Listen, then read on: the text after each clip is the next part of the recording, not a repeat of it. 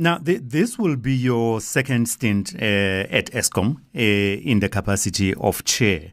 Why have you decided to return to ESCOM, given its many problems and bad reputation?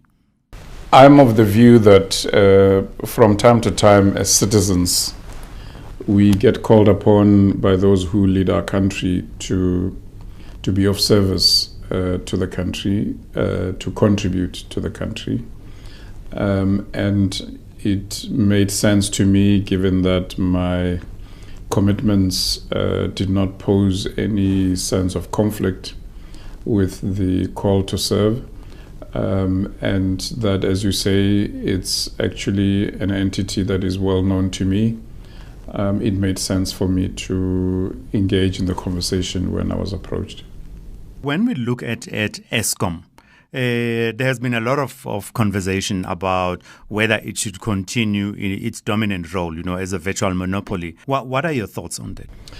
My thoughts are we should have an objective discussion about this point. Firstly, in the sense that every major economy in the world has looked at how it can create a separation between the three entities of generation, transmission, and distribution. So the model itself that we have in South Africa is fairly outdated, and we need to look at it practically and balance what serves our country relative to where the rest of the world is at. So that's the first part. The second part that we should constantly be mindful of is the fact that if we look at ourselves as a country relative to our neighbors, we are more than 40,000 megawatts capacity in terms of our installed capacity. The neighbors, none of our neighbors come anywhere near that. And this is a dilemma for the country relative to, again, other economies in the world. So if you look at any major economies, Europe is a particularly good example.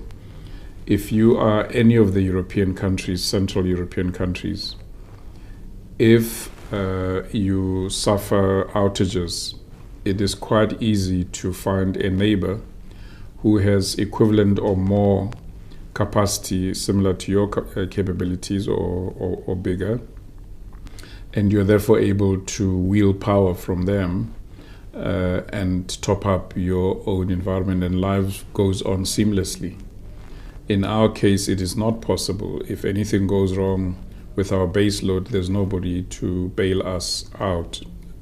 So you do need to create an electricity system that balances the need for ESCOM generation to guarantee base load, while at the same time you complement that base load with other forms of independent power producing capabilities. Where would you see ESCOM fitting in a future energy dispensation in South Africa? So firstly, that question will always be guided by government policy, because remember, the government of South Africa is a 100% shareholder at ESCOM. So the Department of Public Enterprises, which is the shareholder department and ministry, will always be our first port of call in terms of deriving directives that indicate to us how best to lead the utility.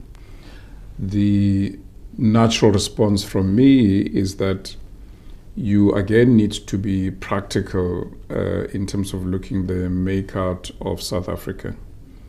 If you look at the Northern Cape, you could easily call the Northern Cape the solar capital of South Africa. It is capable of producing incredibly high amounts of renewable energy, and I think we should leverage that to its fullest potential. If you look at Koeberg in Cape Town, it gives solid track record that South Africa is capable of managing safe nuclear power. And so we should again be looking at whether there's any other additional capacity in line with the published integrated resources plan, whether the national energy plan of the country can accommodate such a facility once more. If you look at the Southern Cape and the Eastern Cape, there's lots of wind. We must be practical in leveraging that to its maximum capability. The reality is then that we're going to have to fulfill our climate change reduction commitments in line with what the country is capable of delivering, given where we are with coal. The other thing is that the quality of our coal in South Africa is such that it is low in sulfur content. And so the gold mining companies in South Africa that supply Eskom have a duty to ensure that they don't shortchange us by exporting the high quality coal elsewhere in the world and giving us crumbs of the best of the coal. So it's important that that is maintained at the highest level of coal quality. Most importantly, it should be supplied at a cost competitive, per ton, because if the cost per ton is high, it just simply means our cost inputs of producing electricity get inflated. So we need to constantly be mindful of that. There's an opportunity in the market really for innovators to look at how we continue to attempt to make our coal green. In the past, when I was involved with Eskom, we had a pilot project with underground coal gasification, where we found a way of extracting the CO2 back into the ground and burning the coal with minimum CO2. At that time, that technology was incredibly expensive, so it could not be upscaled. And so to the extent that those types of technologies, as they become more affordable, they should be looked at, because that is the best way that we can have a green coal economy and at the same time make meaningful contribution to reducing the CO2 emissions in South Africa. You alluded to the need for your suppliers to give you high quality coal. Have there been challenges? Because I saw somewhere that there was a hint that there was a challenge with the quality of coal being supplied to Eskom. I would like to have the benefit of a proper briefing as we are onboarding. As you know, today is day 6, more or less, since our appointment. And so my intuition tells me that we will have to review, if I look at the Eskom numbers in terms of its income statement and balance sheet, I get a sense the coal costs need to be engaged with. And just from where you're sitting, and I know that you in a sense you are a privileged person, that you are new at Eskom, but you've been at Eskom before, kind of. What would you say are the key challenges facing the entity right now? The key challenges are in line with the mandate that we've been given. Firstly, the mandate is to set the tone at the top. The tone of governance needs to be set firmly on clean, healthy governance. The tone at the top needs to be set very clearly in terms of a winning culture. So, as you say, I have the benefit of having some institutional memory. So part of the institutional memory I bring along into this responsibility is that I remember that in 2001, Eskom was the global power utility of the year. And we were Global Power Utility of the Year because we had high energy availability factor in line with global norms of averaging 86%. The country had high access in terms of percentage of population with access to electricity. The country also, through Eskom, was ranked in the top. So, for instance, in nuclear, Quebec was always ranked among the top 3 nuclear utilities in the world. Eskom itself at the time was number 10 in the world. And so we need to dust off those indicators and look at what it would take for us to start working back, clawing back that legacy.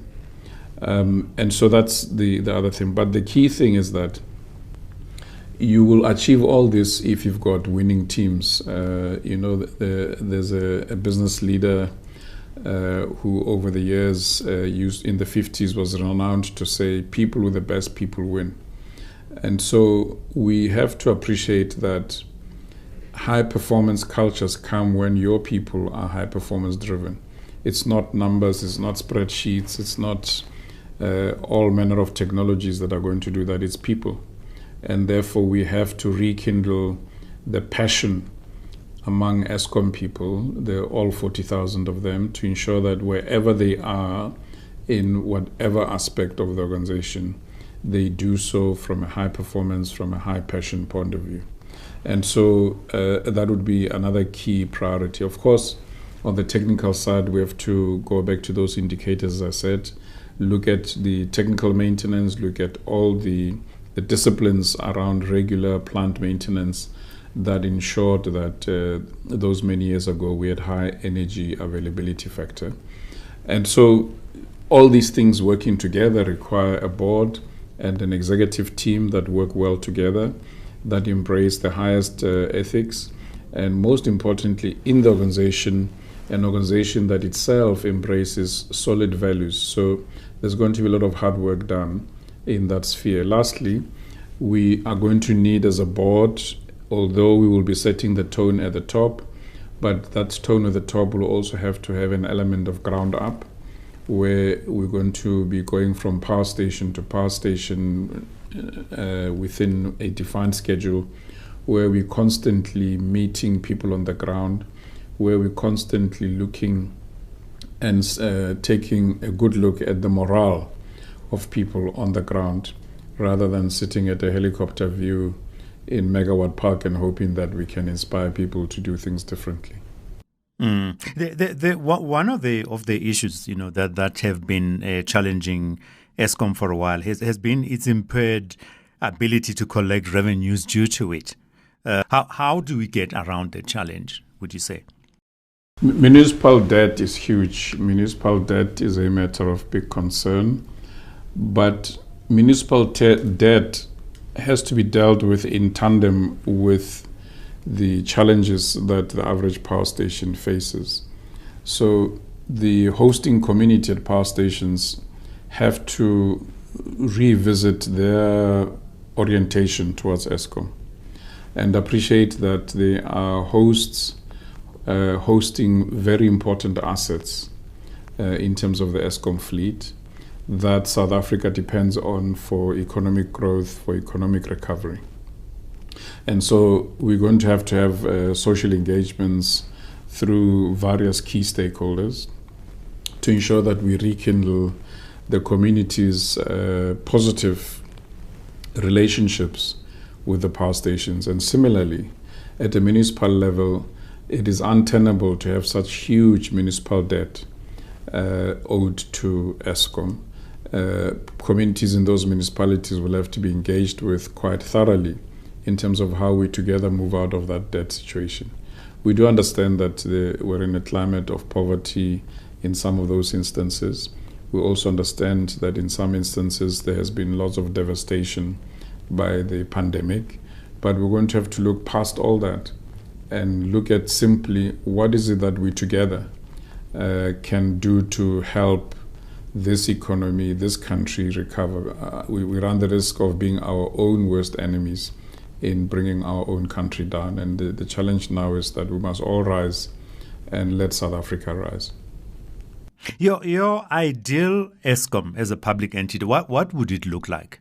An Eskom where 40,000 people cherish their jobs, are cherished by their country.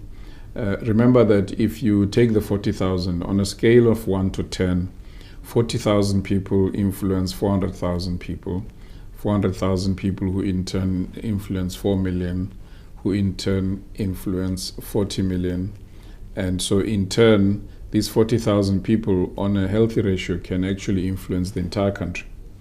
And so, I'm sure you and I and many other South Africans have a relative who knows a relative who works at Eskom.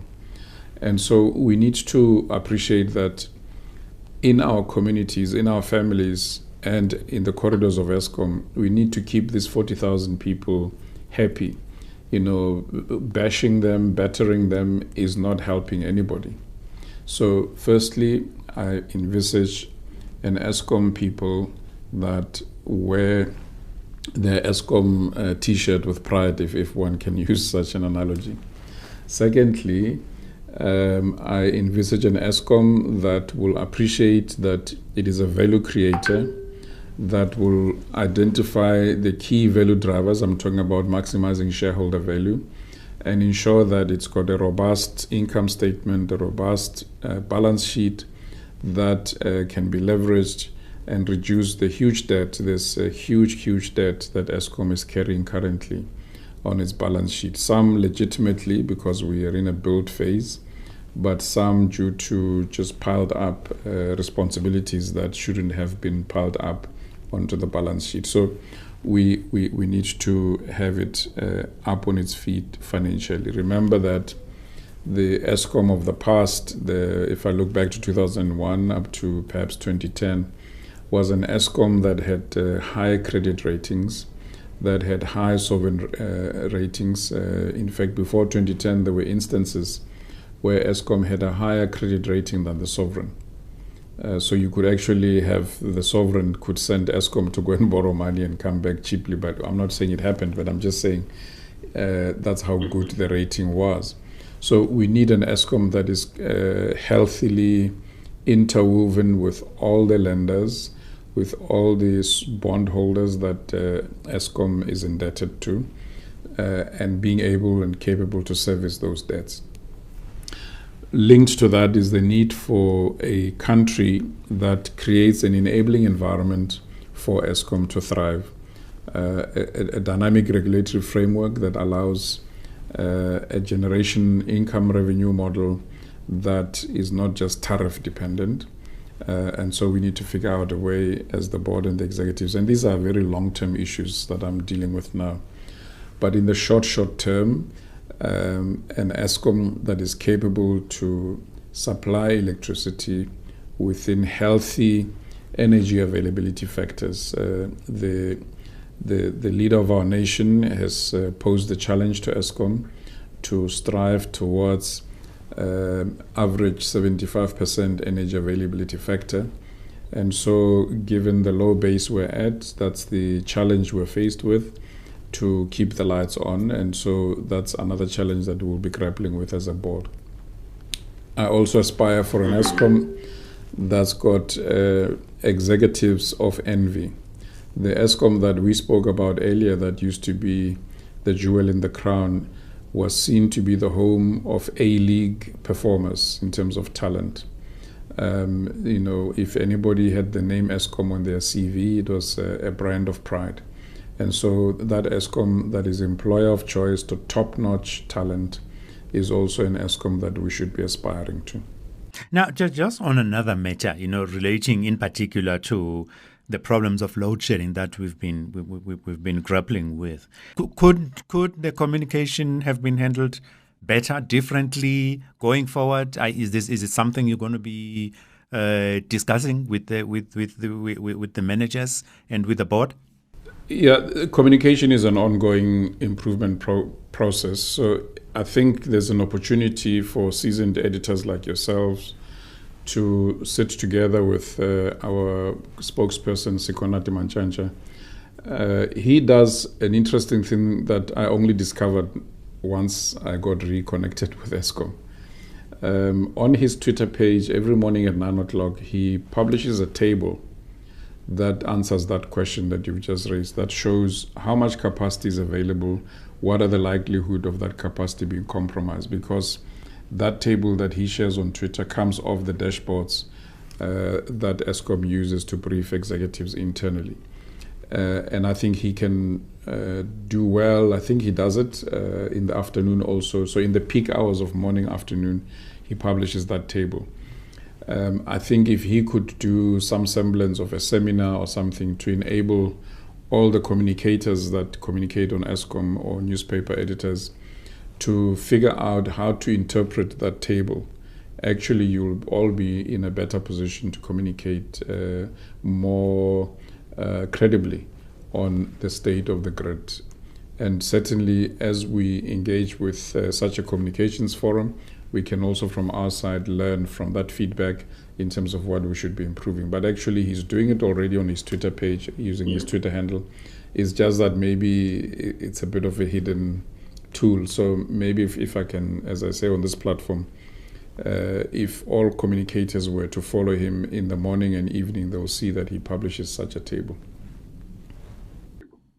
Okay, and just in terms of the partnerships, you alluded to partnerships in a slightly different context, but can Eskom fix itself out of its troubles working by itself, or should actually it invite more participation and support from the private sector in terms of addressing the current power problems? You've just put your finger on a very important principle and keyword. For us to come out of this, we need a national partnership framework. We need a partnership that says, because, firstly, I must thank South Africans that have got access to me in terms of my number or my email or whatever. I've been getting all manner of positive messages of goodwill, ranging from "we are praying for you," right through to "we're behind you," right through to "we're a phone call away if you need help." So you've put a finger on it that if I look at the debt management, there's going to be a need for a few roundtables with key thought leaders in the country and brains trust that understand equity and balance sheet management to give us some pearls of wisdom on how to re-gear our balance sheet. If I look at the issues you've raised about theft and damages, there's a need for almost like a security cluster partnership, that we figure out a way of raising alarm bells before people go and do damage to any of the Eskom facilities, so that we don't suffer disruption. I spoke a lot about people, but also organized labor within and outside Eskom. It is important that we realize that a thriving Eskom will be the best way that workers can harvest sustainable jobs, sustainable rewards.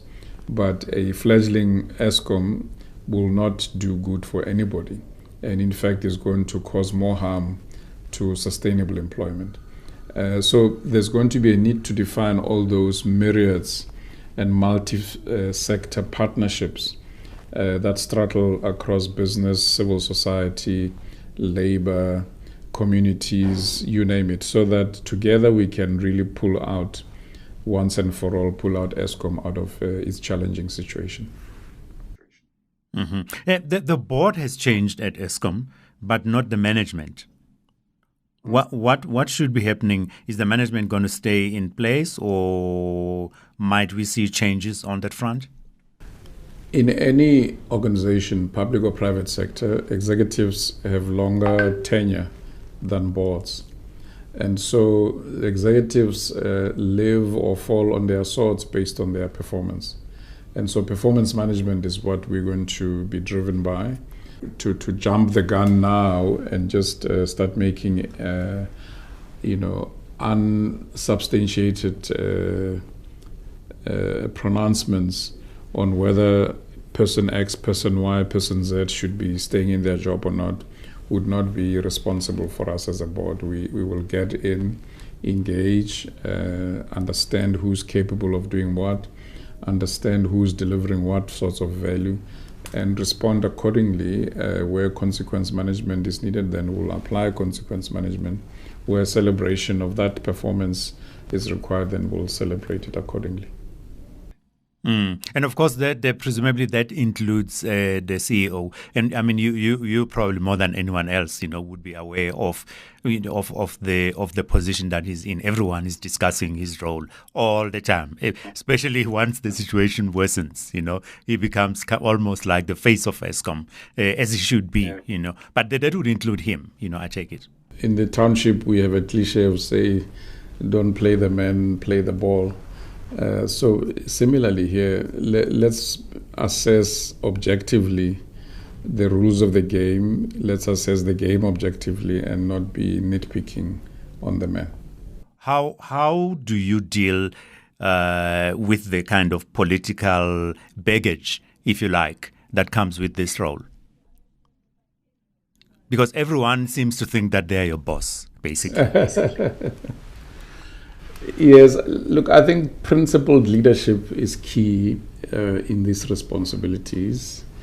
Accountable leadership is also key. Generally, I find in my little experience of 52 years of life, if you openly account on what you're doing, people tend to be a little bit more understanding, a little bit more supportive.